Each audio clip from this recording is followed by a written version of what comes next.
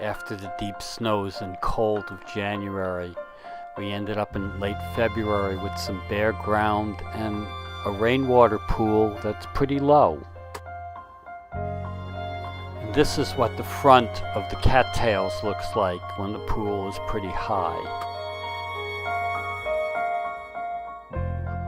After this snowfall in March, the weather turned warmer and drier. When it looked like this, I kind of doubted we were going to be able to do the project that we had the permit for. But when it looked like this at the end of March, I thought, well, maybe we will get to do a little excavating. With the pool silting in and the cattails marching across it, the only way to keep it from going dry too fast for the amphibians that breed in it was to remove some of the cattails and make it just a little deeper. On March 29th, this is what it looked like. The plastic there is for the excavated material so it doesn't destroy the environment around it. And while it's muddy, we figured this might be our best shot before spring. I got set up and started digging, and then I was joined by a couple of my friends and colleagues.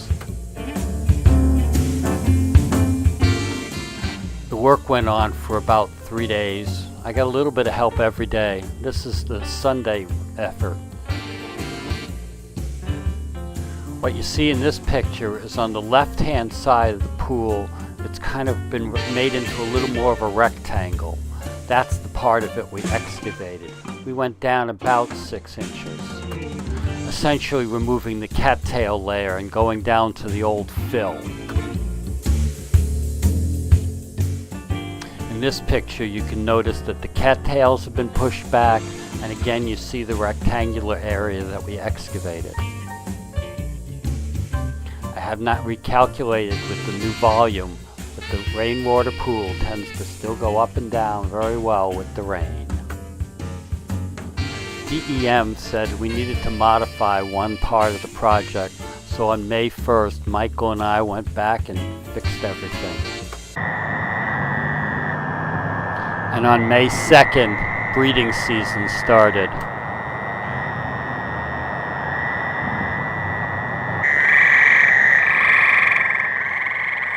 And it continued on until early July.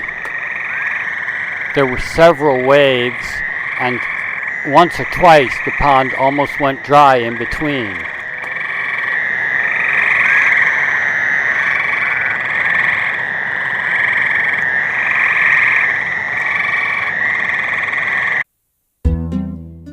In this picture you can see a little bit of water, and all that water is just in the places that we excavated. Everything else is dry. I was in a hurry in the spring. I knew I didn't have much time before it rained again to get the work done. But as you can see from here, in the excavated area, the tadpoles are doing quite well. This scene shows very typical Fowler's toad tadpole behavior. They stay in very shallow water in relatively dense colonies and spend their time resting, sunning, and feeding. One friend worried that there wouldn't be enough vegetation for the tadpoles to eat, but that was never a problem. But at one point the pond got so low that we had to add dechlorinated water to it just to get the tadpoles through.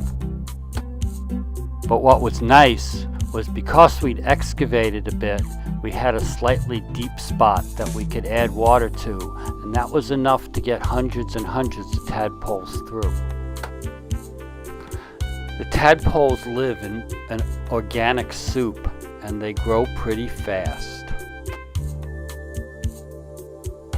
More rain and the pool came back up. But then it dried again and got pretty low. But when it got low, you could get close to it and you could get some amazing shots of critters. Most years you never see any great tree frog tadpoles, but this year they were out in abundance, and this is how they feed. They have a keratin ice scraper around their mouths, and they skim the surface of the water, picking vegetation and other microscopic things out of it.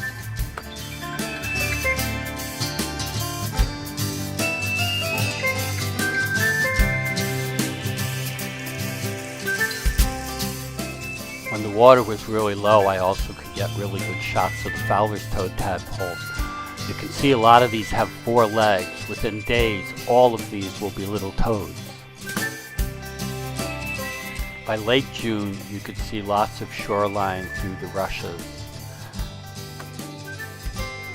And every day, more and more tadpoles were turning into little toadlets and hopping away. Getting good video of the tiny toadlets is almost impossible, but it's still one of my favorite things. It's one of the few times I take the camera off the tripod and just follow something around, often taking pictures like this on my hands and knees.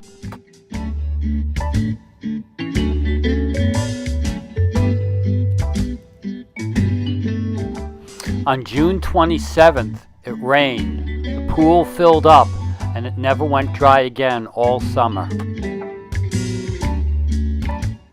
In late August, I was able to go over by the pool for a few days so I could see what was going on. And what we mostly saw was how many bullfrogs had come over in their regular summer dispersal from Ridgeside Lake. You can still pretty well see the 12 by 25 area that we excavated in the spring.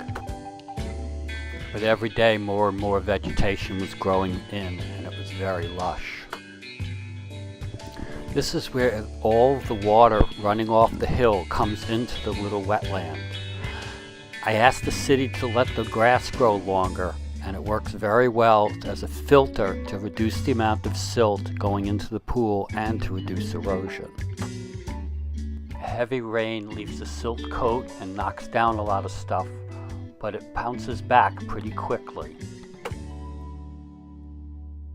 When it reached this stage, I was finally able to see some of the bullfrogs that had come over. This is the first video I was able to get of any bullfrogs in the rainwater pool.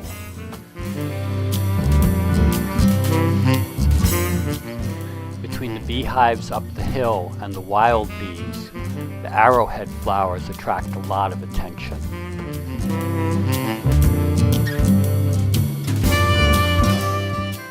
This is what the rainwater pool looked like after what was left of Hurricane Florence came through with some very heavy rains.